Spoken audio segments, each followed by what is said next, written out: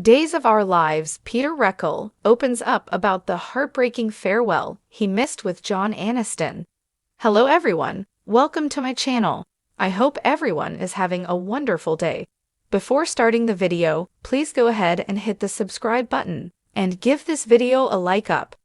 If there's one thing Beau's return to Days of Our Lives has taught us, it's that whether he's on screen or not, Victor Kiriakis' shadow looms large over everyone. Right now, Beau's pretty intent on emulating his biological dad in the worst possible ways. But thanks to a love letter Kayla found from Victor to Caroline, it's clear that there's more to the corporate titan and sometimes mobster than money and power. It was a bit unusual to see coming from the head of the Kiriakis family, but not totally out of left field.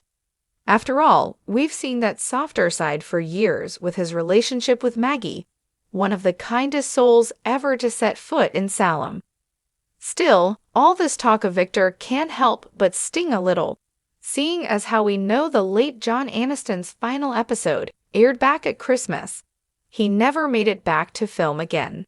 And that, Peter Reckell shared on Soap Opera Digest's podcast, ended up hurting more than he could have guessed. Working with Aniston was such a big part of Reckell's career and his growth as an actor. Working with him, it was like working with Frances Reed Alice. You never caught them acting. They were just who they were to you. He's my dad. Frances was my grandma. When he first got back to show, Reckell said he tried to visit everyone. The older actors that were such a huge part of not only Beau's life, but my life. Victor in this storyline was such a huge part. So I was thinking about John quite a bit during these working hours. He asked one of the stage managers how Aniston was doing the last time he was in, and was told that he was in his wheelchair but doing well. That was great news, and Reckell was planning on visiting his TV dad once he was done shooting, because I was so busy. Unfortunately, a couple days later, we got the news that he was gone. So that really hit me hard, his passing. It was almost like a cruel example of life imitating art.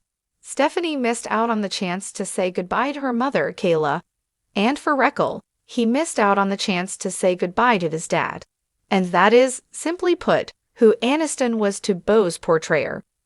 It was difficult just that he was gone, and not to have the chance to see him, Reckell admitted. It hit me kind of hard. You look at the scenes that we did together, and he's my father. That ran a little deeper than what I thought when I found out he had passed.